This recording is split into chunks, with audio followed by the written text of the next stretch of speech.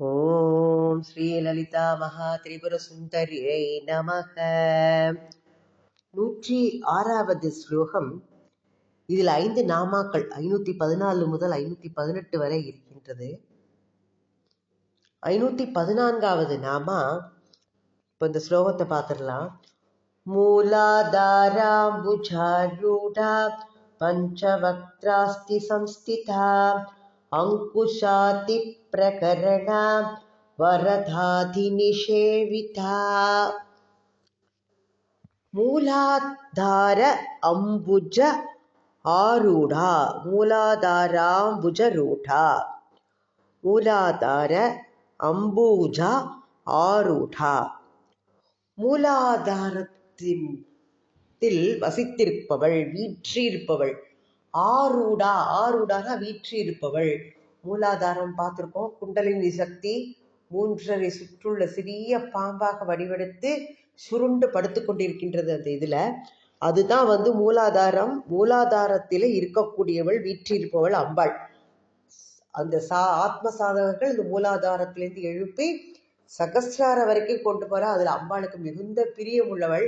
ஆனால் கொஞ்சம் முறை தவறி போனால் கூட வேறு விதமான வாய்ப்புகள்லாம் இருக்கு, வேறு விதத்துல அமையும் நமக்கு உடல்ல. அதனால இந்த குண்டலினி சக்தி அப்படியே நம்ம விட்டுறணும். அம்பாள் அங்க இருக்காங்கிறதுல தியானம் பண்ணிக்கலாம். ஆனா அதுக்கு முறையாக குரு உபதேசம் பெற்று செய்யும் போதே அது நல்ல விதத்தில் அமையும். மூலாதார அம்பூஜா ஆரூடா. இப்போ மூலாதாரம், சுவாதிஷ்டானம், மணிப்பூரம் இதுலெல்லாம் நம்ம என்ன பண்ண முடியும்? அந்த இடத்துலலாம் அது அம்பாள் இருக்கிறத நம்ம நினைச்சுட்டு தியானம் பண்ணிக்கலாமே தவிர்த்து ரொம்ப நம்ம அதை இது பண்ணக்கூடாது. இந்த பிரபஞ்ச எண்ணங்கள் தான் உருவாகும். அந்த 3 சக்கரத்துல நம்ம அம்பாளை நம்ம கருத்தை ஞாட்டி தியானிக்க பண்ணும்போது பிரபஞ்ச எண்ணங்கள். அதனால நம்மளுக்கு என்ன பண்ணணும்? அதுலேருந்து ஒவ்வொரு சக்கரமா எழுப்பிட்டு போனால்தான் அது பரமார்த்திக நிலைக்கு நம்மளை கொண்டு போகும். ஆனா அதனால நித்திய வழிபாட்டுல என்ன பண்ணணும்னா, அநாகதம் அப்படிங்கிற ஹிருதய கமலத்துல அம்பாள் இங்க இருக்கா அப்படின்னு நினைச்சிட்டு தியானம் பண்ணினால் போறோம். இப்போ வீடு ஒன்று கட்டுறோம்னா அதுக்கு அஸ்திவாரம் வேணும். ஆனா இது அஸ்திவாரம் வேணும்னா அது நம்மளுக்கு தெரியுமா? மூலாதாரம்ங்கிறது எங்க? அப்போ அது தேவையில்லை, அது காட்சியிலே வரல நம்மளுக்கு. அப்போ அதை காண்பதற்கு நம்ம முயல்வதே கிடையாது. அது முயற்சி எடுக்கணும்னா தகுந்த குருவோட வழிபாட்டுல அதை எப்படி பண்ணணும்னு கொஞ்சம் கொஞ்சமா அதை தியானத்துக்கு அதை எப்படி கொண்டு போகலாங்கிறதெல்லாம் படிச்சுக்கணும். அதனால நம்ம அதை காட்சியில இல்லாததை அங்க இருக்கான்னு நினைச்சுட்டு தியானம் பண்ணினாலே நமக்கு போறோம். அதுதான் அந்த முதல் 3 ஆதாரங்களோட நிலைமை இப்படிப்பட்டதுதான், அதோட தன்மை. அடுத்த நாம பஞ்சவக்த்ரா. பஞ்சவக்த்ரா 5 முகங்களை உடையவள். அம்பாளுக்கு அமைந்துள்ள 5 முகங்கள் எதை சொல்லலாம்னா 5 இந்திரியங்களுக்கு சின்னங்களா இருக்கா. நம்ம இதுலோட அந்த மேல்நிலைக்கு எதெல்லாம் வந்திருக்கு? பறவை, விலங்குகள், இந்த மக்கள் எல்லாரும் நம்மளுக்கெல்லாம் என்ன இருக்கு? கண், காது, வாய், மூக்கு, மேனி, உடம்பு இருக்கு இல்லையா? அது 5 இந்திரியங்கள் நம்மளுக்கு இருக்கு. இந்த பிரபஞ்சத்தில் உள்ள இந்த உயிர்கள்லாம் அதோட பரிணாமத்துக்கு ஏற்ப அம்பிகளோட ஸ்வரூபங்களும் பல பல வடிவாக மாறுகின்றதாம். 5 முகங்களுடைய இந்த வடிவத்தை நாம எப்படி எடுத்துக்கணும்னா லட்சியார்த்தமா எடுத்துக்கணுமா. 5 இந்திரியங்களையும் தெய்வீகம் வாய்ந்தவைகளாக நம்ம பயன்படுத்தணும். அது நம்மளுக்கு சாத்தியம்தான். 5 இந்திரியங்களையும் அந்த அம்பாளோட இதுலேயே நம்மளால செலுத்த முடியும். அப்படி செய்யறது ஆத்ம சாதனமா மாறுறதாம். பஞ்சவக்த்ரா. அஸ்தி சம்ஸ்திதா அடுத்த நாமா. அஸ்தி சம்ஸ்திதா அப்படின்னு சொல்ல போனா 516வது நாமா. எலும்பில உறைபவள் அவள். அந்த எலும்பு தாதுவுக்கு அதிஷ்டான தெய்வமாக இருப்பவள். இப்போ ஒரு பறவை ஒண்ணு முட்டை போடுறது, அந்த முட்டைக்குள்ள ஏதாவது கடினமான பதார்த்தம் இருக்குமா? இருக்காது. ஏதாவது ஒரு முட்டை எடுத்தனால அது உள்ள ஒரு தண்ணி ஸ்வரூபம் தான் இருக்கும். ஆனால் கொஞ்ச நாள்ல என்னது, அது குஞ்சாக வரும்போது எலும்பு தாது வச்சு குஞ்சம் அப்படியே வரும்போது அதுங்களுக்கு எலும்பெல்லாம் உருவெடுத்துருது. அப்போ நம்மளோட இதுவும் இப்படித்தான். மானிட சிசு ஒண்ணு, அதுக்கும் வந்து பிறக்கும் போது எலும்பு தாதுலாம் வந்துடுறது. அப்போ உடல், நம்மளோட உடல்ல சிசக்தி இருக்கு, ஜடசக்தி இருக்கு. சிசக்தி உணர்ச்சிக்கு ஏற்றது, ஜடசக்தி உணர்ச்சி அற்ற நிலை. இப்போ தோல் தசையில என்ன இருக்கு? உணர்ச்சி, அதெல்லாம் வந்து சிசக்தி. ஜடசக்தி வந்து எலும்பு, அந்த எலும்புட்ட வந்து உணர்ச்சி இருக்குமானா இல்லை. ஆனால் நம்மளோட உடல் வளரும் போது எலும்பு என்ன பண்ணும்? வளர்ந்துட்டு வரும். அப்போ நம்ம ஒரு எலும்பு உடஞ்சிருச்சுன்னா என்ன பண்றோம்? உடனே ஆப்ரேஷன் பண்ணி அந்த எலும்பை வந்து ஒட்ட வச்சு சேர்த்துடுறோம்.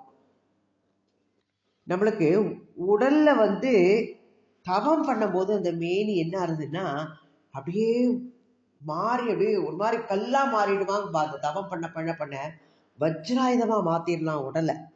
தவத்தின் மூலமாக உடல் வந்து வஜ்ராயுத நிகராக திருத்தி அமைக்கப்படும். இப்போ எலும்பு வந்து ஜடப்பொருள் அப்படின்னு சொன்னா கூட அதை நாம வந்து புறக்கணிக்க முடியுமா? உடம்பு வளரும் போது எலும்பு சேர்ந்து வளரும். இப்போ ஒரு தவம் பண்ணும்போது அது வந்து உறுதி படைத்ததாக மாறுகின்றது அந்த எலும்புகள்லாம். அப்படி பண்றது வந்து சிறந்த ஆத்ம சாதனம். அந்த அப்பேற்பட்ட சொரூபமாக அன்னை பராசக்தி இருக்கின்றாள் அப்படின்ட்டு தியானம் பண்ணணும் நாம. அங்குசாதி பிரகரணா, அங்குசம் ஆதி, அங்குசம் முதலிய ஆயுதங்களை உடையவள். அங்குசம், அங்குசம்னா நம்மளுக்கு தெரியும், யானை அடக்கிறதுக்கு அந்த பாகன் என்ன வச்சுட்டு இருப்பான்? அங்குசம் கையில வச்சுட்டு இருப்பான். அப்போ இந்த அங்குசம் மனிதனுக்கு எப்படி பயன்படும்? தன்னடக்கம், தன்னடக்கம் இருக்கிறது தான் அங்குசமா நம்மளுக்கு. இன்னொன்று வந்து என்ன பண்றா? தாமரை புஷ்பத்தை அவள் கையில வச்சுட்டு இருக்கா. இந்த தாமரை புஷ்பம் வந்து அதுவும் ஒரு ஆயுதம். அதுவும் அது அப்படித்தான் சொல்றா. நான் அங்குசம் முதலிய ஆயுதங்களை உடையவள்னு சொல்லும் போது தாமரை புஷ்பம் வச்சுட்டு இருக்கும் போது அதுவும் ஒரு ஆயுதம். அது எப்படின்னா தலை சிறந்தது, அது தெய்வ ஸ்வரூபம் ஆயிடுது. ஆனா அதே புஷ்பம் வாடி போச்சுன்னா நம்ம வந்து தெய்வ வழிபாட்டுக்கு அதை எடுத்துக்க முடியாது. இப்போ அன்றலர்ந்த தாமரை பூ போல என்ன பண்ணணுமா? நம்மளோட மனசை வந்து வச்சுக்கணுமா, என்றைக்கும் புதுமையா இருக்கிற மாதிரி வச்சுக்கணும் மனசை. நம்ம வயசான நிலைமைக்கு போனா கூட மனசை மட்டும் நம்ம தளர விடாம எப்பொழுதும் புத்தம் புதியதாக வைத்திருக்க வேண்டும். அதைத்தான் இது நாம எடுத்து சொல்றது. அடுத்தது மூன்றாவது ஆயுதம் என்னதுன்னா புஸ்தகம். இந்த புத்தகம் வந்து என்னதுன்னா நம்ம அறிவை படிப்படியா வளர்த்துண்டு வரும்போதுதான் நம்ம பரவஸ்துக்கு எப்படி அடையணுங்கிற ஞானத்தெல்லாம் அது கொடுக்கும். அப்போ ஞானத்தை வந்து நம்ம வந்து காப்பாற்றுவதில் எக்காரணத்தை முன்னிட்டு நம்ம பின்ன வாங்கவே கூடாது, அந்த பின்னணிக்கு போய் வரக்கூடாது. அதனால அறிவு வளர்ச்சிக்கு சின்னமாக என்ன பண்றா? புஸ்தகத்தை கையில வச்சுட்டு இருக்கா. நான்காவது ஆயுதம் சின்முத்திரை. சின்முத்திரைனா என்ன? கட்டை விரலும் ஆள்காட்டி விரலும் ஒன்று கூடி, நடுவிரல் சுண்டு விரல் மோது விரல்லாம் அப்படியே பிரித்து வைக்கப்பட்டிருக்கும். இந்த 2 விரல் மட்டும் சேர்த்து வைக்கப்பட்டிருக்கும். இத்தகைய விரல் அமைப்பு சின்முத்திரை. முத்திரைகளின் வாயிலாக எல்லா நிறைய பார்க்குறோம். எல்லா டிவி சேனல்லாம் முத்திரை எப்படி பண்ணுங்க, அப்படி பண்ணுங்க, அந்த நோய் குணமாகும், இந்த நோய் குணமாகும் எல்லாம் சொல்றா.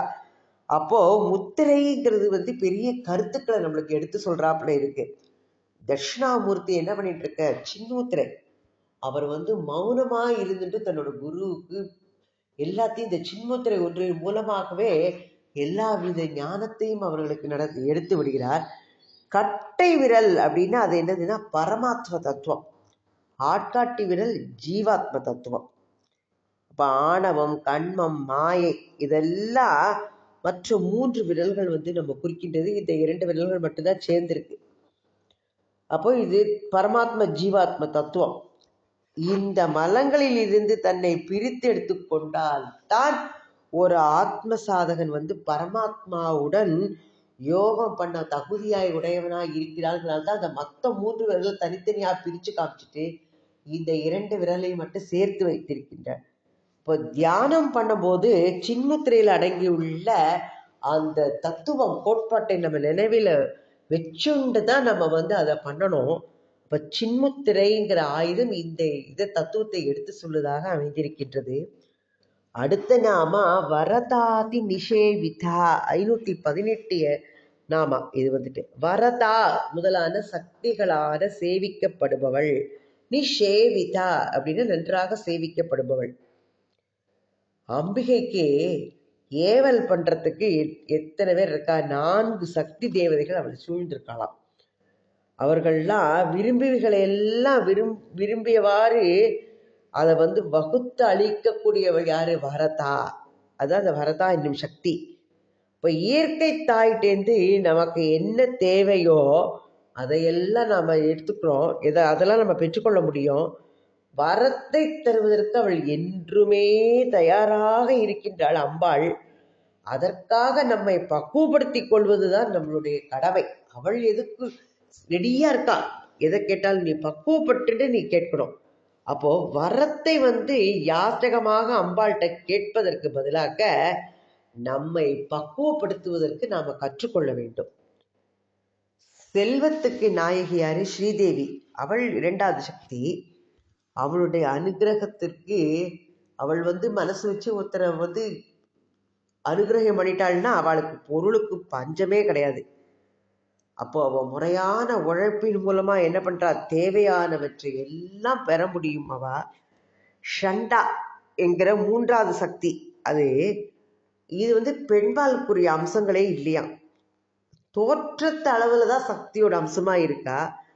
அப்போ பெண் வடிவு எடுத்தாலும் கூட அவள் பெண் தன்மை. சில பேர் பார்த்துருக்கோம், பெண் வடிவம் இருப்பா, நான் பெண் தன்மை இருக்காது அவளுக்கு. அப்போ இயற்கையோடு இந்த அமைப்புல இந்த குறைநிலை இருக்கு இல்லையா, இதுதான் இந்த ஷண்டா அப்படிங்கிற சக்தி அதை நிரூபிக்கிறாப்புல இருக்கு. 4வது சக்தி சரஸ்வதி. கலைகள் எல்லாவற்றுக்கும் இவள்தான் அதிஷ்டான தேவதை. நாம இருக்கிற நாளை எல்லாமே கலைகள் எல்லாம் நம்ம கற்றுக்கிறோம். அதுக்கு நம்மளுக்கு அது ஒரு கடமை. கல்வி கற்று கலைகள் எல்லாம் கற்றுக்கொள்வது. கல்வி கற்க மறுத்தால் என்ன ஆகும்னா அவன் ஒரு பெரு வாழ்க்கை வாழ்வதற்கே அவனுக்கு மறுக்கிறான் அப்படின்னு அர்த்தமா. இப்ப சரஸ்வதி தேவி அம்பாளோட சாநித்தியத்துக்கு விபூதியாக இருப்பதன் காரணமாக உபாசகன் என்ன பண்ணணுமா? அம்பாளிடமிருந்து எப்பொழுதும் கல்வியை வேண்டுமானாலும் அவள் பெற்றுக்கொள்ளலாம். அவன் ஆத்ம சாதகன் அப்படின்னு சொல்றார். அதனால அவள் இந்த நாமாவால வரதா அதி நிஷேவிதா அப்படின்னு சொல்ற. எல்லா வரங்களையும் அளிக்கக்கூடியவள் வரதா என்ற சக்திகள் சூழ அவர்களால் சேவிக்கப்பட்டவள். அடுத்தது 107வது ஸ்லோகம். இதுலயும் 5 நாமாக்கள் இருக்கின்றது. 519 முதல் 523 வரை இதுவரையும் பார்த்துடலாம். முத்கௌதனாசக்த சித்தா சாக்கின்யம்பா ஸ்வரூபிணி ஆக்ஞா சக்ராப்ஜ நிலையா சுக்லவர்ணா ஷடானனா. சுக்லவர்ணம் பார்க்கலாம். என்ன எதுல பார்க்கலாம்? சாக்கின் முத்கௌதனா சக்த சித்தா. முத்கௌதனா, முத்க அப்படின்னா என்னதுன்னா சிறு பயிறு அரிசி இவை எல்லாத்தையும் கலந்து சமைக்கிற அன்னத்துக்கு தான் என்ன பெயரு? கிச்சடி அப்படின்னு பெயர்.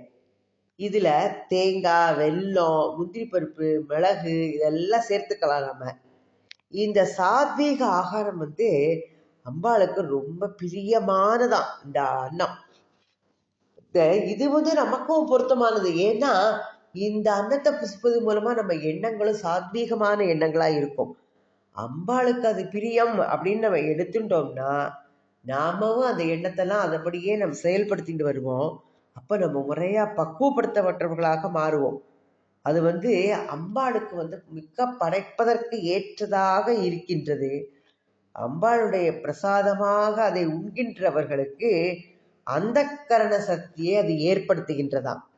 அந்த கரண சக்தி அப்படிங்கிறது ஒரு ஆத்ம சாதகனுக்கு முற்றிலும் இன்றியமையாத சக்தி. அது அந்த கரண சுத்தி அப்படிங்கிறது.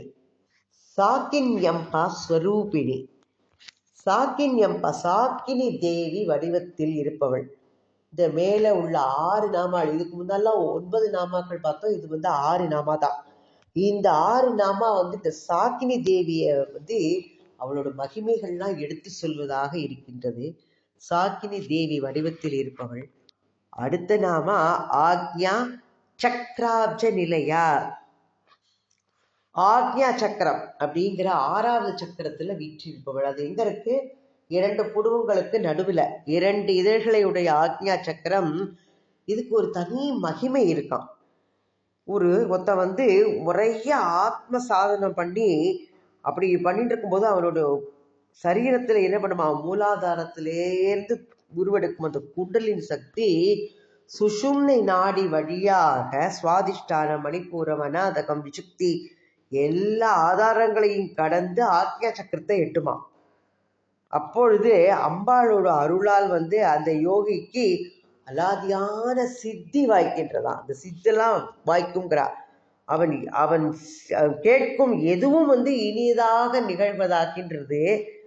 அந்த யோகிக்கு வந்துள்ள அந்த சக்தி என்ன பண்ணணும், அவன் அம்பாள் ஈஸ்வரனுக்கு அர்ப்பணம் பண்ணணும். அதை அவன் சுயநலத்துக்கு பயன்படுத்தினால் அவன் சக்தியை இழந்து எப்படி ஆயிடுவானா, வறியவனா மாறி விடுவானா. அதனால அம்பாளால கொடுக்கப்பட்ட சக்தி அதை அவளுக்கே என்ன பண்ணணும், ஈஸ்வரனுக்கே அர்ப்பணம் பண்ணணுமா. அடுத்த நாம சுக்லவர்ணா. அடுத்த நாம சுக்லவர்ணா. சுக்லவர்ணானா 522வது நாமா. சுக்லம் வெண்மை நிறம். சுக்லாம் பரதரம் விஷ்ணும் சசிவர்ணம் சதுர்புஜம் சொல்றோம் விஷ்ணு சஹஸ்ரநாமத்துல முதல்ல எடுத்தோட்டே. யாருக்கு அது எடுத்துக்காட்டு? விநாயகரை ஃபர்ஸ்ட் தொடரா. சுக்லவர்ணம் வெண்மை நிறமானவன் சுக்லவர்ணம் அப்படின்னு சொல்லிட்டு. சுக்ல அம்பரதரம், அம்பரம்னா ஆடை, வெண்மை நிறமான ஆடையை தரித்து கொண்டிருப்பவன் பிள்ளையாருக்கு சொல்றா. சுக்ல அம்பரதரம், சுக்லாம்பரதரம் விஷ்ணு அப்படின்னா என்ன அர்த்தம்னா எங்கும் நிறைந்திருப்பவன். சுக்லாம்பரதரம் விஷ்ணு சசி வர்ணம் வெண்மை. சசிங்கிறது யாரு? சசினா சந்திரன், அந்த வர்ணத்தை உடையவர் சசி வர்ணம். சதுர்புஜம் 4 கைகளை உடையவர். சுக்லாம் பரதரம் சசிவர்ணம் சதுர்புஜம் பிரசன்ன வதனம் மலர்ந்த தாமரை போன்ற அழகிய முருவலையுடைய முகத்தை உடையவர். பிரசன்ன வதனம் தியாயேத்து, அவனை தியானிப்போம். எப்படி? எதற்காக? சர்வ விக்ன உபசாந்தையை, எல்லா விக்னங்களையும் போக்கடிக்கக்கூடிய இப்படிப்பட்ட அந்த விக்னேஸ்வரனை தியானிக்கின்றேன்னு சொல்றான். அதனால சுக்லவர்ணா அப்படின்னா வெள்ளை நிறம் படைத்தவள். ஏதாவது ஒரு இடத்துல அழுக்கு பட்டா அந்த வெள்ளை நிறத்துல மட்டும் ஒரு அழுக்கு பட்டதுன்னு அது கரெக்டா ரொம்ப பெர்ஃபெக்டா அது தெரியும். அப்ப அதுக்கு அந்த நிறத்தோட தன்மையினால அந்த மாதிரி தெரியறது. அப்ப தூய வெண்மை நிறம் அப்படின்னா அது நம்மளோட தூய்மைக்கு சின்னம். அதனால்தான் வெள்ளை ட்ரெஸ்ஸு. இப்போ அட்வொகேட்டுக்கெல்லாம் என்ன பண்றா, வெள்ளை ட்ரெஸ்ஸை போட்டுடுறா. அவ எதுவுமே தூய்மையா இருக்கணும் மேல. ஆனா என்ன பண்றா, ஒரு கருப்பு கோட்டை போட்டு எல்லாம் இதை பண்ணிடுறா. அதனால வெண்மை. டாக்டர்ஸ் வெள்ளை தான் போட்டுக்கிறா. ஏன்னா அவ தூய்மையா இருக்கணும். இவ பணக்காரா ஏழை அப்படிங்கிறது அந்த நோயோட தன்மையை பார்த்து எல்லாருக்கும் ஒரே விதமான ட்ரீட்மெண்ட் கொடுக்கணும். அதனால தான் அவளுக்கு அந்த வெண்மையான நிறத்தை தேர்ந்தெடுத்திருக்கா. அப்போ அந்த வெண்மை நிறம்ங்கிறது தூய்மை. 7 நிறங்களும் சேரும் போதுதான் அந்த நிறம் வெண்மையா மாறும். இப்போ வெண்மை நிறம் ஒன்றுதான் என்ன பண்றதெல்லாம் நிறங்களை எல்லாம் கடந்து உள்ளது. அது வர்ணத்துக்கெல்லாம் அப்பாற்பட்டதாக இருக்கின்றது. இப்போ வெண்மையான இந்த உரை பண்ணி கட்டி என்ன பண்ணோம், வெந்நீர்ல போட்டு கலக்கினாகும், அது நிறமற்றதா மாறிடும். அப்போ நம்மளோட அந்த கரணம் சுத்தி அடைந்து சத்துவ குணத்துல போய் நம்ம அது சேரும் போது அது வெண்மை நிறத்தை அடைகின்றதாம். சிவனாரும் சரஸ்வதி தேவியும் வெள்ளை நிறம் பொன்னார் மேனியன். சிவனுக்கு பேரே அப்படி வெண்மை கலந்த பொன் கலந்த நிறம் உடையவன் சிவன். சரஸ்வதியும் வெண்ணிறம். இப்போ சிவனும் சக்தியும் ஒரு பேதமற்ற நிலையை அடைகின்றார் அன்னை பராசக்தி. அதனால சுக்லவர்ணா என்ற நாமாவால அழைக்கப்படுகின்றாள். அடுத்தது ஷட்டானனா. ஷட் ஆனனம். ஆனனம்னா முகம். 6 முகங்களை உடையவள். ஷட்னா 6 முகங்களை உடையவள். 6 முகம் எதுன்னா 6 ஆதாரங்கள். நம்மளோட இதுல சொன்னோம்ல, ஆக்ஞா மணி மூலாதாரத்துல இருந்து ஆக்ஞா வரைக்கும் 6 ஆதாரங்கள். அதுக்கெல்லாம் எடுத்துக்காட்டா சின்னங்களா இருக்கான். 7 வந்து ஞான பூமி. அது வந்து சித்த சிவஸ்வரூபமா மாறும்.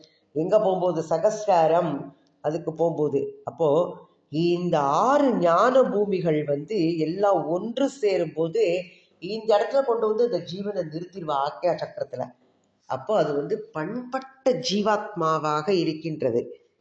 ஒவ்வொரு அந்த ஆதாரத்திலையும் பார்த்தோம்னா ஒவ்வொரு விதமான அந்த ஜீவாத்மாக்கள்லாம் இடம் பெற்றிருக்கு. இப்போ தாவரங்களுக்கு ஸ்பரிச உணர்ச்சி மட்டும்தான் இருக்குன்னு நம்ம பார்த்தோம்.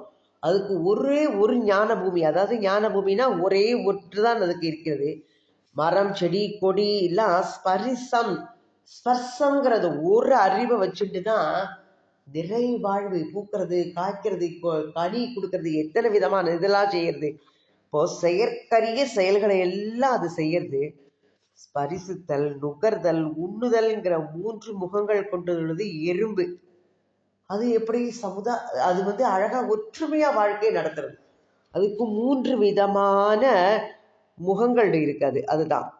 அடுத்தது வந்து முகம் அப்படிங்கிறது வந்து தத்துவத்துக்கு உருவகமா சொல்லப்படுறது இந்த இடத்துல. தேனீக்கள் எல்லாம் என்ன பண்றது, சுவை, ஒளி, ஊறு, ஓசை, நாற்றம் அப்படிங்கிறது 5 ஞானேந்திரியங்கள் பெற்றுள்ளது. அதனால அதுவும் என்ன பண்றது, அற்புதமான சமுதாய வாழ்க்கை. அதோட வாழ்க்கை முறை பார்த்தோம்னா ஒரு மகரந்த போய் தேன் எடுத்துட்டு வந்து எல்லா தேனீங்களும் ஒன்று சேர்ந்து ஒரு கூட்டை கட்டி அதுல தேரை சேகரிச்சு ஒற்றுமையா எப்படி வாழறது, 5 குணங்கள் கொண்டிருக்கிறது. அப்போ பறவைகளும் விலங்குகளும் வந்து 5 புலன்கள் தான். ஆனா அவையெல்லாம் நல் வாழ்க்கை வாழ்கின்றது. பகுத்தறிவுங்கிற 6வது அறிவு நமக்கு மட்டும்தான் இருக்கு. அதனால நமக்கு அந்த ஞானம் அதன் மூலமாக பரஞானத்தை பெறுவதற்குள்ள தகுதி மனிதனுக்கு மட்டும்தான் இருக்கு.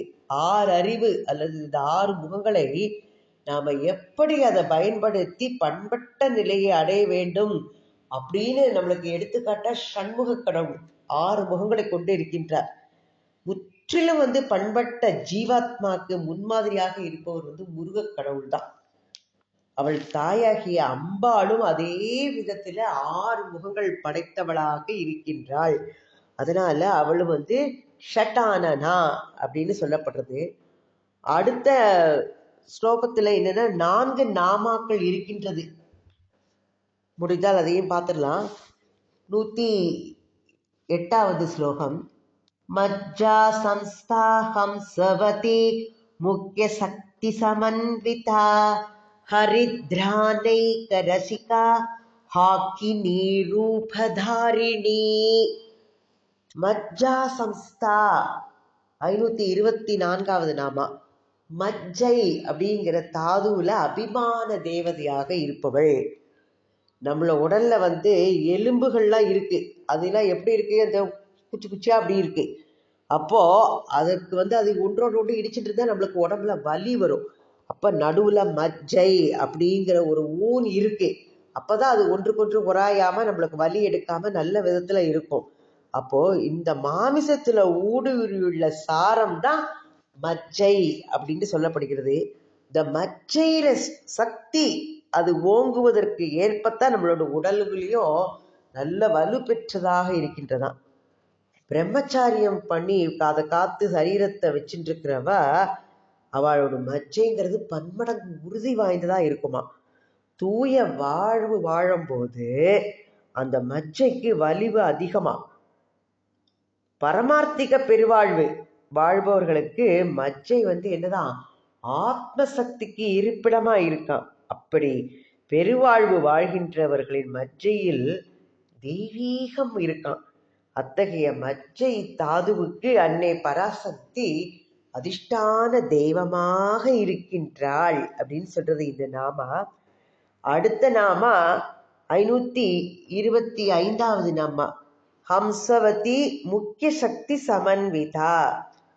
ஹம்சவதி அப்படிங்கிற முக்கிய சக்திகளோடு இருக்கக்கூடியவள், சேர்ந்து இருக்கக்கூடியவள். நம்ம ஏற்கனவே பார்த்தோம், அம்பாளுக்குன்னு ஒரு ஒரு ஏவல் மாதிரி செய்யறதுக்கெல்லாம் பல படித்தரங்கள்ல பல சக்தி தேவதைகள் இருக்கா. அதுல ஹம்சவதி ஷமாவதி அப்படிங்கிற சக்திகள் 2 பேரும் அம்பாளோட மகத்துவத்தை நன்கு எடுத்து விளக்கக்கூடியவர்களாக இருக்கின்றார்களா. அதனால ஹம்சவதி முக்கிய சக்தி சமன்விதா ஹம்சவதி முதலிய முக்கிய சக்திகளோடு கூடியவள் அப்படின்னா ஹம்சவதி ஷமாவதி இந்த 2 சக்திகளும் அம்பாளோட மகத்துவத்தை எடுத்து காட்டுறதாக சிறந்து விளங்குகின்றனங்கிறார். அடுத்த நாம ஹரித்ரானைக்க ரசிகா. ஹரித்ரம் அப்படின்னா மஞ்சள், ஹரித்ரா சூர்ணம் சொல்லுவா, மஞ்சளை எடுத்து இது பண்ணிக்கிறது. ஹரித்ரா அப்படின்னா மஞ்சள், மஞ்சள் நிறமான அன்னத்தில் பிரிய உள்ளவள். ரசிகா, ரசிகை அவள். அந்த மஞ்சள் அன்னத்துக்கு ரசிகையாக இருக்கக்கூடியவள்னா அதில் விருப்பம் உடையவள். மஞ்சள் பொடி அல்லது இந்த குங்குமப்பூவால, குங்குமப்பூ கலந்தா கூட அந்த அன்னம் மஞ்சள் நிறத்துல மாறும். அப்போ மஞ்சள் பொடி அல்லது குங்குமப்பூவால தான் அந்த அன்னத்துக்கு மஞ்சள் நிறம் வருகின்றது. மஞ்சள் பொடி தேய்த்து குளிக்கும் போது அது உடல்ல உள்ள நோய்களை எல்லாம் நம்மளுக்கு போக்குகிறது. எல்லாரும் இப்ப பார்த்தோம், இந்த கொரோனா பீரியட்ல மஞ்சளை யூஸ் பண்ணுங்கோ, அது சிறந்த கிருமி நாசினி அப்படிங்கிற மாதிரிலாம். அப்போ அந்த நோய்களை எல்லாம் எதிர்க்கக்கூடிய சக்தி மஞ்சளுக்கு இருக்கு. குங்குமப்பூ நல்ல வாசனையா நறுமணமா இருக்கும். அப்போ இதுல பக்குவப்படுத்தப்பட்டுள்ள அன்னம் எப்படித்தான் உடலுக்கு உறுதியை தருவதாக இருக்கின்றதா இந்த அன்னம். அம்பாளுக்கு படைக்க பெற்றுள்ள இந்த மஞ்சள் நிறமுள்ள அன்னத்தை நாம மஞ்சள் பொங்கல்னு ஒண்ணு பண்ணுவோம். பொங்கல்னு துவரம் பருப்பு மஞ்சப்பொடி எல்லாம் போட்டு அம்பாளுக்காண்டி அதை நேவேத்தியம் பண்ணுவோம். ஆடி மாசம் செவ்வாய்க்கிழமையில மஞ்சள் பொங்கல் பண்ணுவா. அந்த இதுல ஒரு மஞ்சள் பொங்கல் பண்ணி அதுக்கு ஒரு காயை போட்டு ஒரு குழம்பு வச்சு சாப்பிடுவா. மஞ்சள் பொங்கலும் ஒரு காயும் வச்சு போட்டு குழம்பு வச்சு சாப்பிடுவா. அப்போ அந்த மஞ்சள் நிறம் தீட்டிய அந்த அன்னம் அம்பாளுக்கு மிக விருப்பமானதான். ஆடி செவ்வாயில அதான் அம்பாளுக்கு அதை படைப்பா. அந்த மக்களுக்கு அது என்னது பண்ணுனா மறைமுகமா நன்மையை கொடுக்கக்கூடிய மஞ்சள் நிறமே பார்த்தோம். அது மஞ்சள் நிறம் இருந்ததுன்னா அந்த இடத்துல தெய்வீக சக்தி இருக்குன்னு சொல்லலாம். அப்ப அப்பேற்பட்ட உணவை சாப்பிடும்போது அந்த மக்களுடைய உடல் என்ன பண்ணுமா, அவளுக்கு உள்ள தெளிவு, உடலும் நல்ல விதமா வளர்ச்சி அடையும். இந்த காரணத்தினால தான் அம்பாளுக்கு மஞ்சள் நிறம் உள்ள அன்னம் மிக சிறந்தது, அதில் அவள் விருப்பம் உள்ளவள் என்று எடுத்து சொல்லப்பட்டிருக்கிறது இந்த நாமாவில. அடுத்த நாமா ஹாக்கினி ரூபதாரிணி. ஹாக்கினி தேவி இவள். தூய்மைக்கு சின்னம் என்னதை பார்த்தோம் இப்பதான், வெண்ணிறம் இல்லையா. அதுல 4 கரங்கள் உடையவள், அதான் ஹாக்கினி தேவி. அவ எங்க இருக்கா, ஆக்ஞா சக்கரத்துல புருவத்தோடு மத்தியில, தேவியின் புருவத்தின் மத்தியில் ஆக்ஞா சக்கரத்துல வச்சு இப்பேற்பட்ட தேவியா அவளை தியானம் பண்ணணுமா. இந்த மாதிரி தூய்மைக்கு சின்னமான அந்த வெண்ணிறம் 4 கரங்கள் அப்படின்னு அந்த மாதிரி அவளை தியானம் பண்ணணும் ஆக்ஞா சக்கரத்துல. ஒரு கரத்துல என்ன பண்றா, அவள் ஞான முத்திரை, அறிவுக்கு அவள் பிறப்பிடம் அப்படிங்கிறத எடுத்துக்காட்டுறதா இருக்கு. ஓசைகள் பார்த்தோம் ஏற்கனவே அவள்கிட்ட தான் எல்லாமே தோன்றுகின்றது, உதித்து வருகின்றது. அதற்கு காரணமான டமரு அல்லது உடுக்கை அப்படிங்கிறத அவள் கையில வச்சுட்டு இருக்கா. அடுத்த கரத்துல அட்சமாலை. அட்சமாலை அப்படிங்கிறதுனா, அட்சம் அப்படின்னு பார்த்தோம்னா தேயாதது, ஒலிவடத்தில் இருக்கிறது, அது ருத்ர அட்சம் அப்படின்னா சிவனாருடைய கண்களிலிருந்து கருணையின் விளைவாக ததும்பிய கண்ணீராம். அப்படி அந்த கண்ணீர் துளிதான் சிவனாரோட கண்ணீர் துளிதான் ருத்ராட்சம்னு சொல்றா. அம்பிகை தானும் கருணை கடல் அப்படிங்கிறத நிரூபிப்பதற்காக கையில அட்சமாலையை வச்சுட்டு இருக்காளாம். 4வது தரத்துல ஹாக்கினி தேவி என்னத்தை வச்சுட்டு இருக்கா, கபாலம். அப்போ கபாலம் அப்படின்னா ஏற்கனவே பார்த்தோம், உயிர் வகைகளுக்கெல்லாம் பிறக்கும் இடம் ஒடுங்கும் இடம். அதை அவளா தான் இருக்கா, அவள் தான் நம்மளை எல்லாரையும் படைக்கிறா, அவளே தான் ஒடுங்க வைக்கிறா. அதற்காகத்தான் கபாலத்தை கையில் வைத்து கொண்டிருக்கிறாள். ஜனன மரணத்தை நாம எப்பொழுதும் ஒரே மாதிரியா எடுத்துக்கணும். இப்போ வாழ்ந்துட்டு இருக்கும்போது சந்தோஷமா இருந்துட்டு மரணம் வயசாகும் போது மரணம் வருதுன்னா அதை நம்ம இது பண்ணக்கூடாது. எப்போ ஒரு பிறப்புன்னு இருக்கோ இப்போ ஒரு இறப்பு வந்துடுதுன்னு மனசை பக்குவப்படுத்தி அந்த நிலையில கொண்டுக்கணும். அப்படி ஏற்றுக்கொள்ளும் மனப்பான்பு உடையவள் தான் சிறந்த அம்பிகை உபாசகர்கள்னு சொல்லப்படுறா. இதனால ஹாக்கினி தேவி இந்த மாதிரி அம்சத்துல இருக்க, அவள் 6வது சக்கரமான ஆக்ஞா சக்கரத்துல இனிமையாக வீற்றிருக்கின்றாள் அப்படின்னு ஹாக்கினி ரூபதாரிணி அப்படின்னு சொல்றது. அடுத்தது 527 நாமாக்கள் பார்க்கப்பட்டிருக்கின்றது. ஓம் ஸ்ரீ மாத்ரே நமக. ஓம் ஸ்ரீ ஆதிபராசக்தி மாதா கி ஜெய்.